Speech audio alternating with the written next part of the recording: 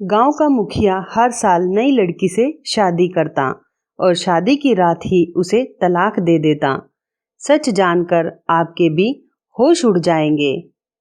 गांव का मुखिया हर साल एक नई लड़की से शादी करता और फिर उसे तलाक के साथ बहुत सारे रुपए पैसे देकर उसे उसके घर वापस भेज देता। लड़कियां खुशी खुशी उससे शादी करती और अगले ही दिन तलाक लेकर अपने घर वापस चली जाती। मैं ये सुनकर हैरान थी कि ये ऐसा क्यों करता है। एक दिन उस मुखिया की नज़र मुझ पर पड़ गई और वो बोला, मुझे तुमसे ही शादी करनी है। मेरे घर वाले भी पैसे के लिए परेशान थे। वैसे तो मेरी शादी उससे कर दी गई। शादी की पहली रात मुझे हॉस्पिटल ले गया और बोला, मैंने अब तक बहुत सी लड़कियों से शादी की है ताकि मैं तुम्हें ढूंढ सकूं। वो लड़की तुम ही हो जो मेरी किस्मत बदल सकती है। इससे पहले कि मैं इस बात का मतलब समझ पाती, मेरी चीखें निकल गई कि वह मेरे आज फिर गांव के मुखिया की शादी थी। मेरी दोस्त हिमांशी खास तौर पर मुझे यह सब सुनाने आई थी। आते ही कहने लगी, क्या तुम्हें पता है कि गांव का मुखिया फिर से शादी कर रहा है। मैं ये सुनकर हैरान हो गई कि अभी 6 महीने पहले ही तो उसने शादी की थी और अपनी बीवी को तलाक भी दे दिया था।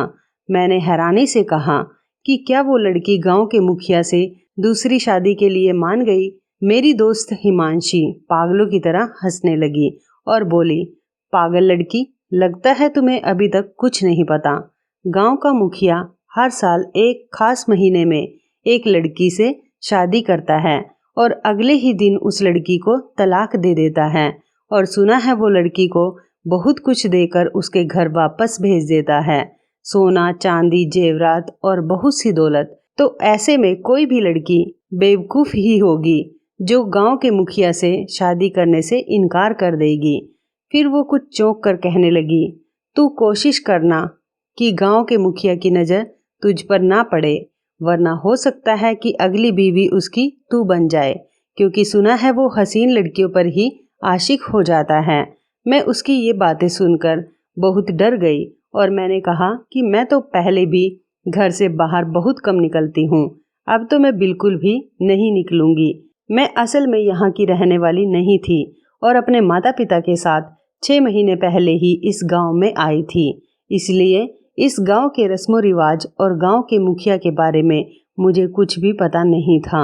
मैंने बस उसकी पिछली शादी होते हुए देखी थी, इसलिए हिमांशी से ये सब सुनकर मुझे बहुत हैरानी हुई थी कि गांव का मुखिया कैसा जालिम इंसान है जो पहली रात के बाद ही बेचारी लड़कियों को तलाक दे देता है। हिमांशी फिर शाम को आ गई और मुझसे कहने लगी कि चल गांव के मुखिया की शादी देखने चलते हैं। पूरा गांव आया हुआ था।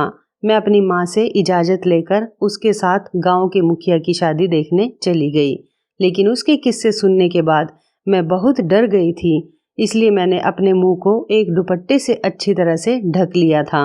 मैंने अपनी माँ से इजाज़त ली और उसके साथ निकल पड़ी। माँ को भी शायद गांव के मुखिया के बारे में ठीक से कुछ पता नहीं था, इसलिए उन्होंने मुझे जाने की इजाज़त दे दी। जब हम शादी पर पहुंच गए तो मैं धूमधाम देखकर दंग रह गई। हिमांशी कहने लगी, तुम देखना, कल सुबह ये लड़की भी बहुत से माल के साथ तलाक लेकर उसकी हवेली से निकल जाएगी।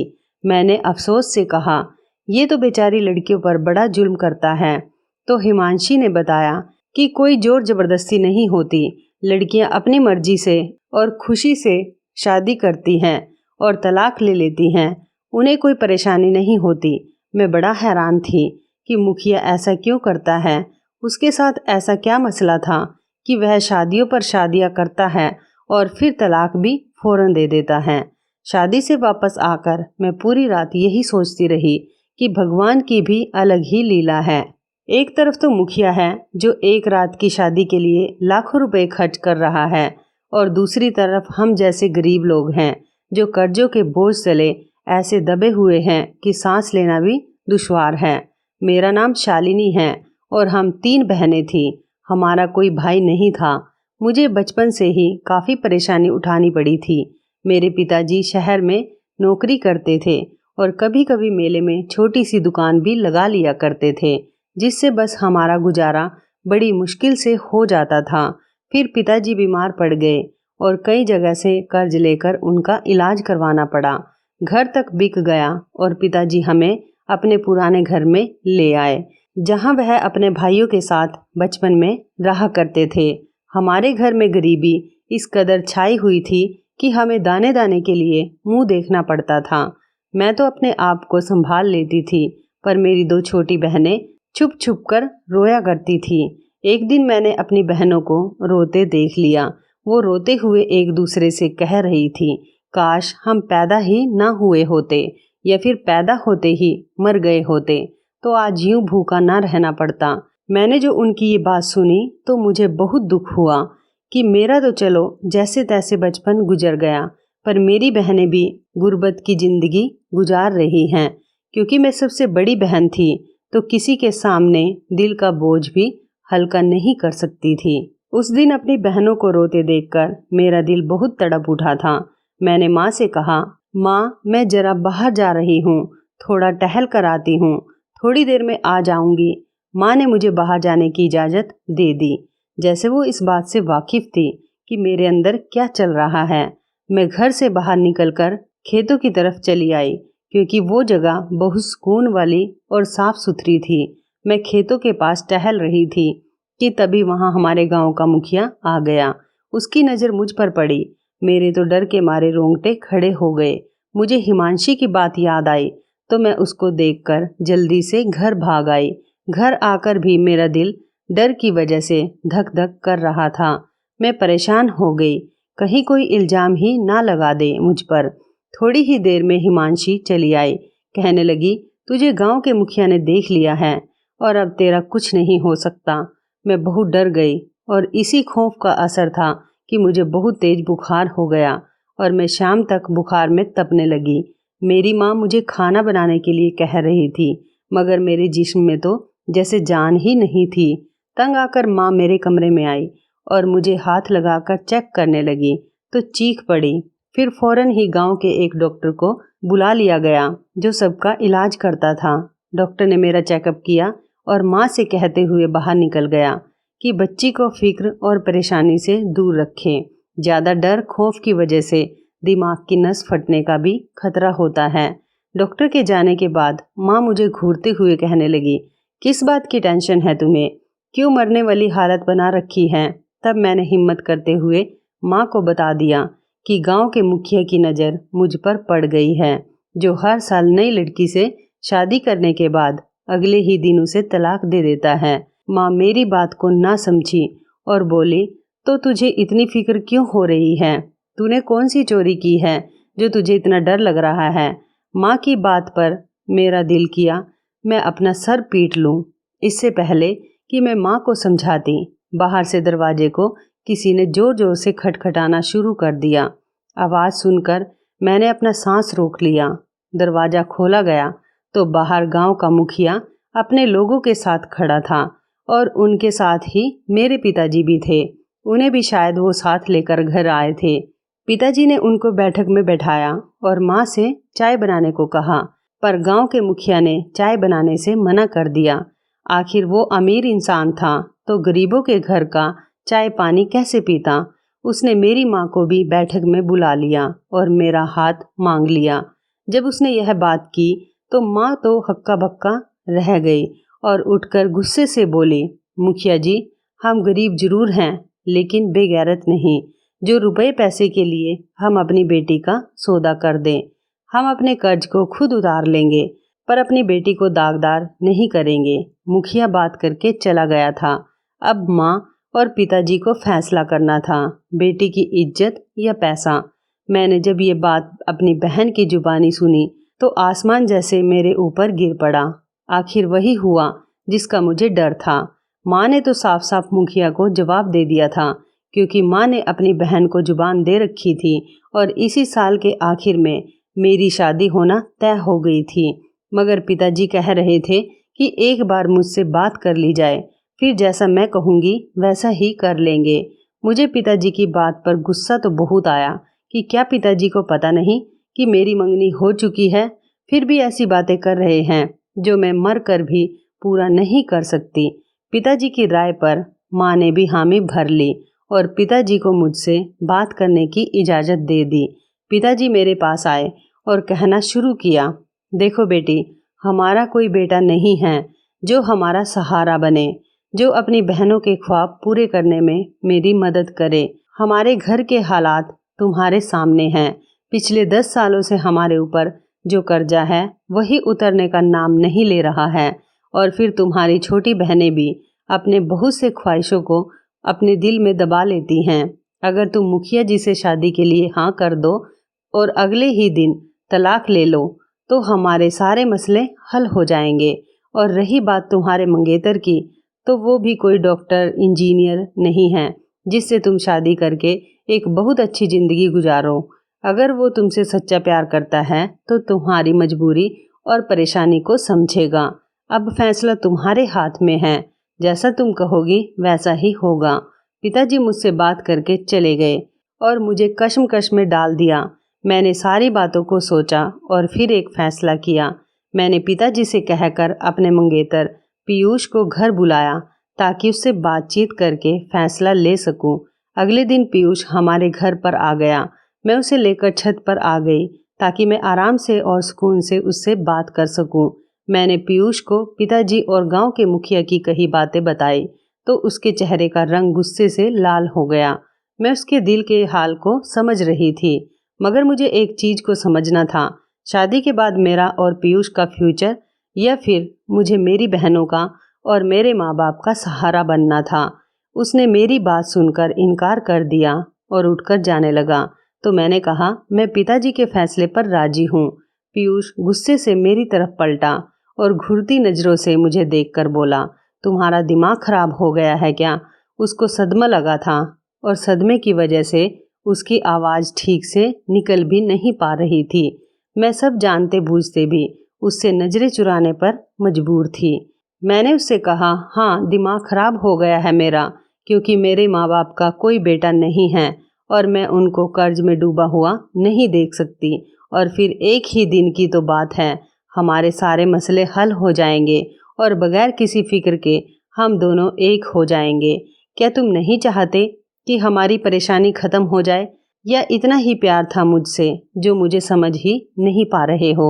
मेरी इमोशनल बातें सुनकर पीयूष का दिल नरम पड़ गया और वो शादी के लिए मान गया। पीयूष के जाने के बाद मैंने माँ से कहा, मैं शादी करने के लिए तैयार हूँ। ये मैंने किस तरह दिल पर पत्थर रख कर कहा था ये मैं ही जानती हूँ, पर मुझे इस जगह पर कमज़ोर नहीं पड़ना था, सो मैं नहीं पड़ी और पिताजी ने मुखिया जी को हाँ का जवाब भिजवा दिया। माँ ने जब ये बात सुनी तो अपना सर पीटने लगी और मुझे समझाने लगी, पर मैं फैसला कर चुकी थी, मुझे पीछे नहीं हटना था।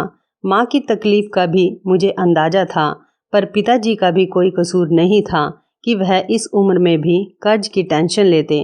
वो वक्त से पहले ही बूढ़े होते जा रहे थे। जब मैं अपने फैसले पर पक्की रही और माँ ने भी चुप्पी साध ली और यूं 1 हफ्ते के अंदर ही मेरी शादी की तैयारियां हो गई और मैं लाल जोड़े में विदा होकर मुखिया के बंगले में आ गई। सारे दिन की थकी हारी मैं जब मुलायम गद्दों पर बैठी तो बैठने के साथ ही मुझे नींद की देवी ने अपने आगोश में भर लिया और मैं बैठे बैठे कब सो गई पता ही नहीं चला। आँख तो मेरी तब खुली जब मैंने अपनी कलाई पर कुछ महसूस किया। खौफ की वजह से मेरे हल्क में कांटे आ गए थे। मैंने बहुत हिम्मत करके उसको अपने ऊपर से हटाने के लिए आंखें खोली तो देखा मेरा पति मेरी कलाई पर उंगली फेर रहा था।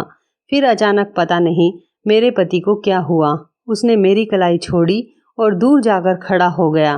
फिर बोला, हमें अभी हॉस्पिटल चलना है, जल्दी उठो और अपने कपड़े बदल लो।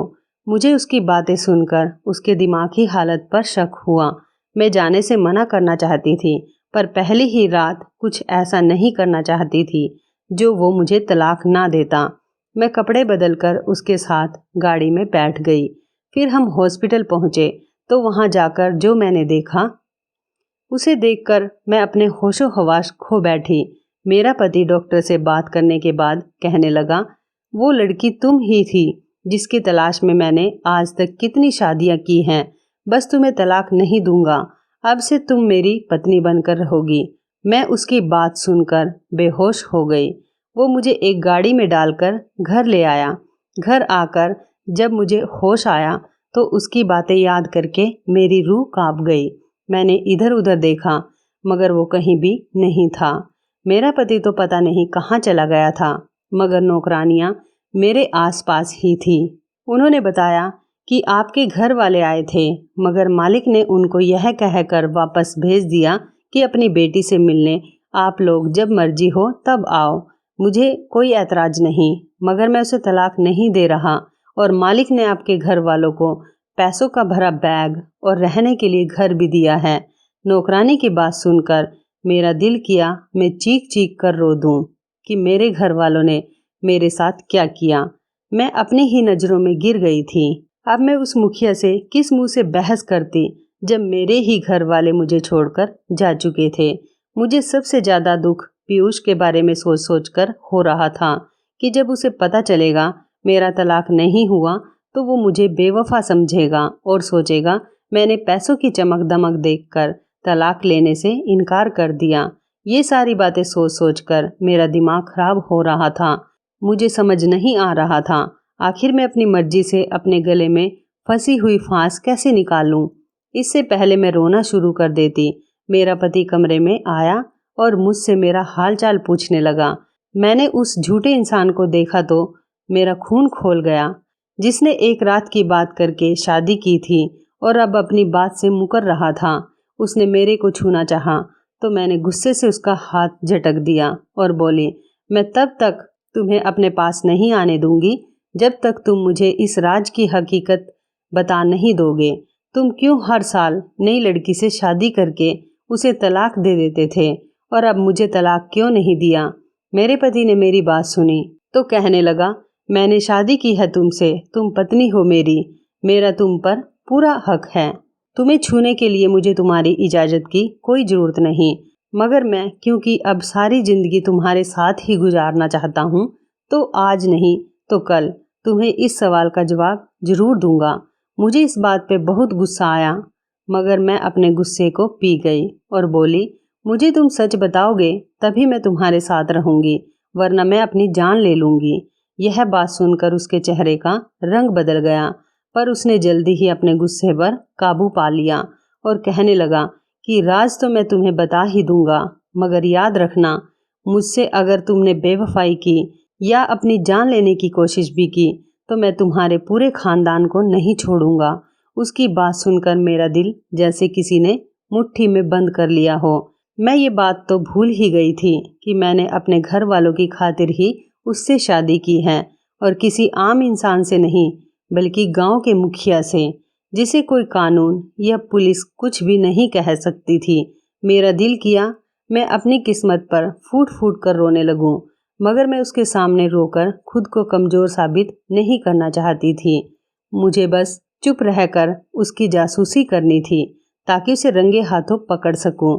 मुझे चुप देखकर मेरे पति ने भी दोबारा मुझसे इस टॉपिक पर कोई बात नहीं की और उसकी यही बात मुझे परेशान कर रही थी कि कोई इंसान किसी को धोखा देकर इतना संतुष्ट कैसे रह सकता है। शादी को 1 हफ्ता गुजर गया और इस 1 हफ्ते में मैंने बहुत कोशिश की कि किसी तरह वह मुझे तलाक दे दे, मगर मुझे कामयाबी हासिल नहीं हुई। आखिर उसे मेरी तलाश थी ही क्यों? मैं तो उसे जानती भी नहीं थी। मेरी मुश्किल का हल यही निकला कि मैं उसके ऊपर नज़र रखूं। मेरा पति जब भी किसी से फ़ोन पर बात करने लगता, उठकर कमरे से बाहर चला जाता। उसकी ये हरकत मुझे नागवार गुजरती थी, मगर उसे तो जैसे मेरी कोई परवाह ही नहीं थी। उससे पूछने पर भी वो मुझे सच नहीं बताता था, तो बेहतर यही था मैं उसकी किसी भी तरह बातें सुनूं। ऐसे ही करते हुए 15 दिन गुजर गए। कोई भी सुराग मेरे हाथ ना लगा। अब तो मुझे लगने लगा था जैसे मैं कभी भी हकीकत नहीं जान पाऊंगी, पर मुझे हिम्मत नहीं छोड़नी थी। मैं दिल ही दिल में प्रार्थना करती थी कि किसी भी तरह मुझे इसका राज पता चल जाए ताकि मैं मुखिया को गलत साबित करके अपनी जान छुड़ा सकूं। आखिर वो दिन भी आ ही गया। एक दिन रात के 12 बज रहे थे कि तभी मेरे पति के फ़ोन पर किसी की कॉल आई। पहले तो वो उठकर कमरे से बाहर जाने लगा, फिर मुझे सोता हुआ देखकर वहीं पर बैठकर बातें करने लगा।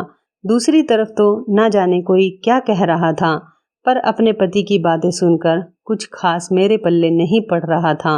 उस वक्त मेरी नींद उड़ गई जब मेरे पति ने कहा, यार किसी भी तरह इस बला से मेरा पीछा छुड़वाओ, वरना काम तमाम कर दो। इसकी रोज रोज की बकबक से मैं तंग आ गया हूँ। मैंने जब इतना सुना तो मेरा दिमाग तेजी से काम करने लगा। मैं जान चुकी थी कि ये कोई लड़की का मामला है। अब तो मसला और भी संगीन हो चुका था। उसकी बातें सुनकर मैंने इरादा कर लिया कि किसी भी तरह मुझे इस बेचारी लड़की को इसके चुंगल से आज़ाद करवाना ही होगा, वरना ये जालिम इंसान उसकी जान ले लेगा। अगले दिन जब मेरा पति घर से बाहर निकला तो मैं भी उसके पीछे पीछे घर से बाहर निकल गई। घर के नौकर नौकरानियों को मैंने पहले ही अपने साथ मिला लिया था। अब बेफिक्र होकर मैं सब काम कर सकती थी। उसका पीछा करने के लिए मुझे मेरे दिल ने मना भी किया, पर मैं दिल को मजबूत करने लगी और अपने इरादे से नहीं हटी और उसको एक घर में जाता हुआ देखकर मैं वहीं से वापस लौट आई। अब मेरे दिमाग में अलग अलग ख्याल आ रहे थे। मैं उन्हीं ख्यालों में बैठी थी। मेरा पति घर आया। वो फिर किसी से फ़ोन पर बात कर रहा था। मैं उठकर सुनने गई तो वो किसी से कह रहा था, कल फिर उसी जगह आ जाना, तुम्हारा काम हो जाएगा। मैं दिल ही दिल में खुश होने लगी कि चलो इस आँख मिचौली के खेल से जान छूटने वाली है कि उससे पहले ही मेरा पति मुझे देखता। मैं जल्दी से कमरे में आ गई। मुझे बहुत बेसब्री से कल के दिन का इंतजार था। मैं मन ही मन खुश हो रही थी कि आने वाला कल मेरी जिंदगी को पूरी तरह से बदल देगा। कल का दिन आया तो अपने पति के जाने के बाद मैं भी उसके पीछे ही घर से निकल गई। आज मेरा पति रास्ते में कुछ लोगों से भी मिला था। अब मुझे टेंशन होने लगी कि कहीं उन लोगों में से ही कोई ना हो जिसकी वजह से मुझे आज़ादी मिलेगी। मुझे ऐसा लग रहा था जैसे मेरे पति को शक हो गया कि मैं उसका पीछा कर रही हूँ, तभी वो जानबूझकर ऐसे कर रहा है ताकि मैं समझ ना सकूं और तंग आकर अपनी हरकत छोड़ दूं। अपनी इस सोच पर मैंने खुद ही खुद को यह सोचकर समझाया कि अगर वो जान लेता तो मुझे घर से बाहर निकलने से मना करने के लिए किसी से डरने या किसी की इजाज़त लेने की जरूरत नहीं थी। मैं इन्हीं सोचों में गुम थी जब मेरा पति फिर से उसी घर में चला गया और जाकर एक कमरे में बैठ गया। उस कमरे के साथ ही एक और कमरा भी था। मैं जल्दी से उस कमरे में घुस गई और कमरे की खिड़की से दूसरे कमरे में देखने लगी। तब वही लोग आए और मेरा मंगेतर पीयूष भी। इन सब को यहाँ देखकर मुझे किसी अनहोनी का एहसास हुआ और मैं डरते डरते चोरी चुपके वहाँ से निकलकर घर आ गई। मैं जितना इस मसले को आसान समझ रही थी, यह उतना ही मुश्किल था और यह दिन ब दिन उलझता ही जा रहा था। मैं परेशान बैठी थी कि मेरा पति घर आया और मुझे उदास बैठे देखकर बोला कि आज तुम्हारे लिए एक सरप्राइज है, इसलिए नहा धोकर अच्छे से तैयार हो जाना, तुम्हें लेकर कहीं बाहर जाना है और मैं तुम्हें आज तुम्हारे सभी सवालों के जवाब वहीं पर दे दूंगा। इतना कहकर वो वहाँ से चला गया और मैं जल्दी से नहाने चली गई ताकि उसके आने से पहले मैं तैयार हो सकूं। नहा धोकर मैं अच्छे से तैयार हो चुकी थी और घर के ग्राउंड में उसका इंतजार करते हुए टहल रही थी। तभी मुझे गाड़ी का हॉर्न सुनाई दिया। मेरा पति आ चुका था और मेरे बारे में पूछकर मुझे पुकारता हुआ ग्राउंड की तरफ ही आ रहा था। उसने मुझसे चलने के लिए कहा और मैं चुपचाप जाकर गाड़ी में बैठ गई। मेरा खामोश होना मेरा पति भी नोट कर रहा था। उसने भी कोई बात नहीं की और गाड़ी स्टार्ट कर दी। हमारी गाड़ी गांव की ऊंची नीची छोटी छोटी गलियों में चलती जा रही थी और मैं अपनी जिंदगी के बारे में सोचती हुई उदास हो रही थी। गांव में खेत तैयार होकर हरे हो गए थे और ट्यूबवेल देखकर मेरी आंखों से आंसू बह निकले। ये वो जगह थी जहां खेल कूद कर मैं बड़ी हुई थी। तभी वो खेत मेरी नज़रों के सामने से गुजरा तो जैसे किसी ने मेरी आंखों में मिर्ची भर दी थी। मुझे उस खेत से नफरत सी महसूस हुई जहां वो जगह थी जहां मेरे पति की नज़र मुझ पर पड़ी थी। काश मैं उस दिन घर से बाहर ना निकली होती, मगर अब वो काश वापस नहीं लौट सकता था।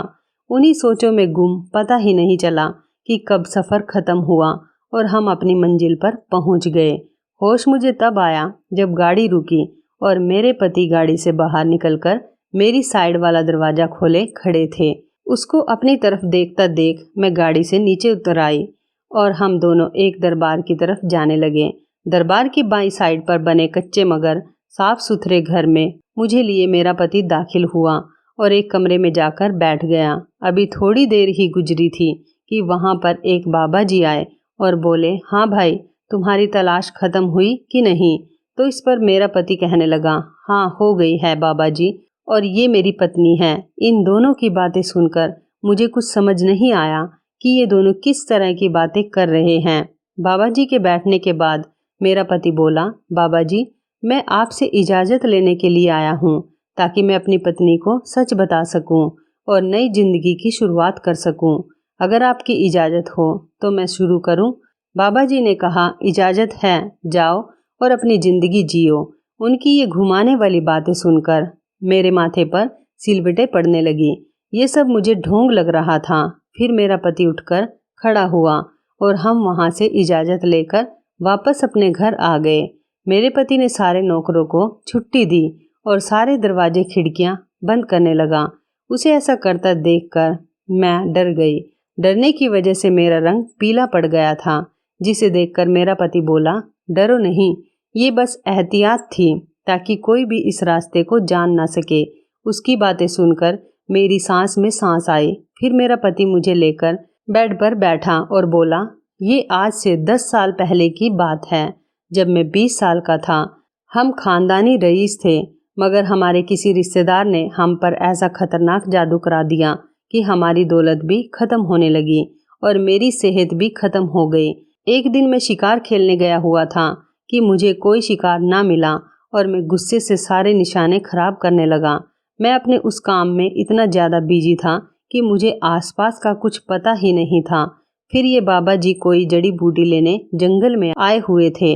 मुझे ऐसा करते देखकर मेरे पास आ गए और बोले, तुम पर जादू है और इतना खतरनाक है कि जिस लड़की से भी शादी करोगे वो तुम्हारे जिस्म की ताकत खत्म कर देगी और तुम्हारी दौलत सारी बर्बाद हो जाएगी।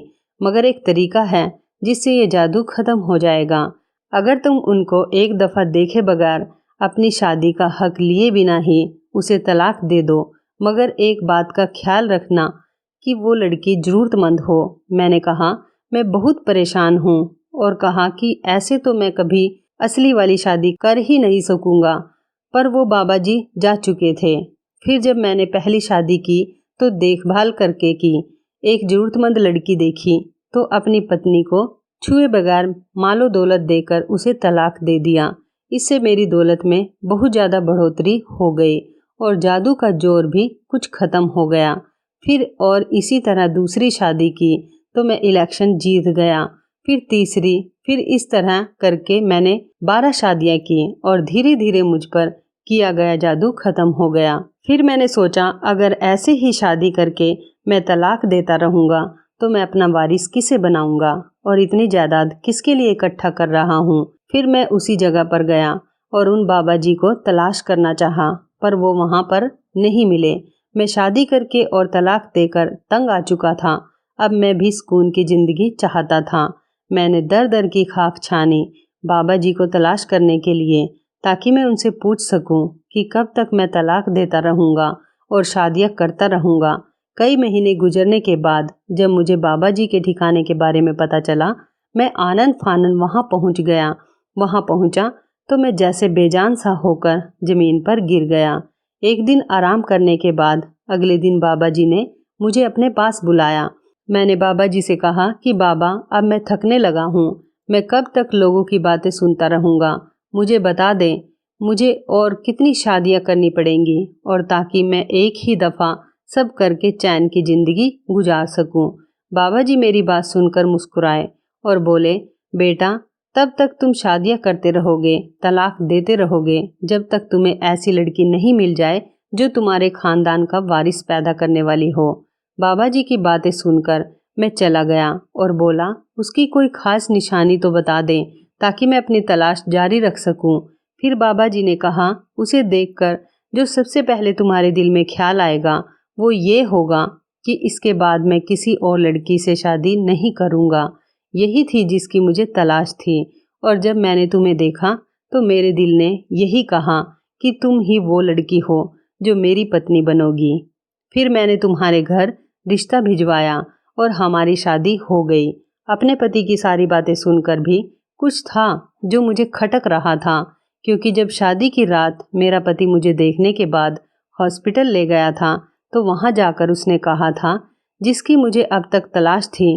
कुछ देर चुप रहने के बाद मैंने लगे हाथों ये बात भी पूछने का इरादा किया और कहा कि मैं कैसे यकीन कर लूँ कि यही बात सच है, जबकि हर लड़की को शादी की रात तो तुम तलाक दे देते थे और मुझे लेकर हॉस्पिटल चले गए।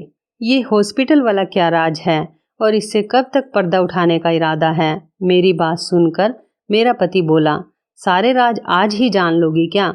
कुछ तो कल के लिए भी रहने दो। मगर मैंने सोचा अगर आज ये राज ना पूछ सके तो शायद कभी ना पूछ पाऊंगी, इसीलिए आज ही पूछने का इरादा कर लिया। मुझे लगता था मेरा पति मेरा चेकअप करवाने लेकर गया था ताकि वह जान सके कि मैं कुंवारी हूँ भी या नहीं, पर यह बात मैं शक के बिना पर थोप नहीं सकती थी जब तक उसके मुंह से सुन नहीं लेती। मैं मजबूर थी और एक ऐसे इंसान के साथ सारी जिंदगी नहीं रह सकती थी जिसको मेरे करैक्टर पर पहले दिन ही शक हो। बेशक मैं अपने कजन को पसंद करती थी और मेरी मंगनी भी हो रखी थी, मगर मैंने और पीयूष ने कभी भी अपनी हदें पार करने की कोशिश नहीं की थी। फिर कैसे मैं इतनी बड़ी बात बर्दाश्त कर लेती? अगर मैं शरीफ नहीं होती तो क्या मुझे भी अब तक तलाक मिल चुका होता? ये बातें मेरे सर पर हथौड़े की तरह लग रही थी। एक तरफ मेरा पति था जो शादी की पहली रात मुझे हॉस्पिटल ले गया, और दूसरी तरफ मेरा मंगेतर था जिसे मैंने अपनी मजबूरियों के आगे कुछ नहीं समझा था और शादी के लिए हाँ कर दी। यही बातें सोचकर मेरे आंसू बहने लगे। तब मेरे पति ने बड़ी बेरहमी से मेरे आंसू साफ किए और कहा, जानना चाहती हो वो राज क्या था? तो देखो अपनी बाईं कलाई पर जो निशान बना हुआ है वही है राज, जिसे मैं देखकर चौंक सा गया और तुम्हें लेकर हॉस्पिटल चला गया था कि पता चला सकूं ये असली है या मुझे ख्वाब लग रहा था, क्योंकि बाबा जी ने दूसरी निशानी ये बताई थी कि उस लड़की की कलाई और कमर पर निशान होगा। इसलिए तो मैं तुम्हें हॉस्पिटल ले गया ताकि लेडी डॉक्टर देख ले, और मुझे पता करना था कि तुम्हारी कमर पर निशान है भी या नहीं। जब डॉक्टर ने बताया कि तुम वही लड़की हो तो मैं खुश हो गया। मेरी शादी ऐसी लड़की से होना मेरे सब्र का फल था, और जिन लड़कियों को मैं तलाक देता था वो सब की सब कुंवारी नहीं होती थी। बस मैं उनकी कलाई को देखता था और उन्हें तलाक दे देता था। अपने पति की बात सुनकर मैंने उनकी आंखों में देखा और वहाँ लिखी सच्चाई देखकर मैंने नई जिंदगी की शुरुआत करने का इरादा कर लिया। फिर मेरा पति बोला, एक बात तो तुमने पूछी ही नहीं। मैं सवालिया नज़रों से उसकी तरफ देखने लगी। तब मेरा पति बोला, मैं जान चुका था तुम मेरा पीछा कर रही हो और मैं चाहता था तुम वो सब अपनी आंखों से देख लो, मगर तुम सब देखे बगैर ही वहाँ से वापस आ गई। तुम्हारे मंगेतर पीयूष ने मुझसे रकम ली थी। उसका कहना था कि अगर तुम मुझे पैसे नहीं दोगे तो मैं शालिनी का पीछा कभी भी नहीं छोड़ूंगा। तुम जिसकी मोहब्बत के दावे करती थी वो तो लालची निकला। मैंने उसे पैसे दिए और उसने तुम्हारी मोहब्बत उन पैसों के आगे मुझे बेच दी। अगर मैं उसे पैसे ना देता तो वो तुम्हें बार बार परेशान करके वापस अपनी तरफ करने की धमकी दे रहा था। मैं चाहता तो उसे उसका बहुत अच्छा जवाब दे सकता था, मगर अपने माँ बाप का इकलौता बेटा समझकर मैंने उसे माफ़ कर दिया। अब ये सब सुनकर मैं अपनी किस्मत पर शुक्र भेजने लगी कि मुझे मेरी किस्मत ने पीयूष जैसे लालची इंसान से बचा लिया और मुखिया जी जैसे शरीफ इंसान की पत्नी बना दिया। मुझे अपना पति दुनिया के सारे मर्दों से अच्छा लग रहा था, क्योंकि उसने ही मेरे माँ बाप को रहने को अच्छा घर और रुपया पैसा दिया था। उसके साथ अपनी ज़िंदगी गुजारने में कोई बुराई नहीं थी। मैं अपने नसीब पर राजी थी और अपने पति के साथ खुश भी थी। कुछ ही दिनों के बाद मेरी दूसरी बहनों की भी अच्छी जगह शादियाँ हो गई थी और मैं भी अपने बच्चों और पति के साथ खुशहाल ज़िंदगी गुजार रही थी। रही बात पीयूष की, तो उसे तो मैं भुला चुकी थी। अब हमारी ज़िंदगी में सुकून ही सुकून था। शायद कुदरत ने हमें ऐसे ही मिलाना था। पर आज उस फैसले पर मैं बहुत खुश थी, क्योंकि उस एक फैसले ने मेरी और मेरे पूरे परिवार की जिंदगी बदल दी। तो इस कहानी के बारे में आपकी क्या राय है, कमेंट करके ज़रूर बताइएगा। दोस्तों, आपको हमारी ये मज़ेदार कहानी कैसी लगी, आप हमें कमेंट बॉक्स में ज़रूर बताएं। यदि आपके पास भी ऐसी कोई प्यारी सी कहानी है या फिर ऐसी कोई कहानी जिससे कुछ शिक्षा मिले, तो आप हमारे साथ उसको ज़रूर शेयर करें। दोस्तों, यदि आपको हमारी ये वीडियो अच्छी लगे तो आप हमारी इस वीडियो को लाइक शेयर ज़रूर करें और ऐसी ही दिल को छू लेने वाली प्रेरणादायक कहानियाँ सुनने के लिए हमारे चैनल को भी सब्सक्राइब करें। और यदि आप हमें फेसबुक पर देख रहे हैं तो आप हमारे फेसबुक पेज को लाइक और फॉलो ज़रूर करें। तो दोस्तों, फिर मिलते हैं ऐसे ही ज़बरदस्त कहानी या टिप्स के साथ नई वीडियो में। तब तक के लिए आप सभी का धन्यवाद। आप सभी अपना ख्याल रखना। आपका दिन शुभ व मंगलमय हो।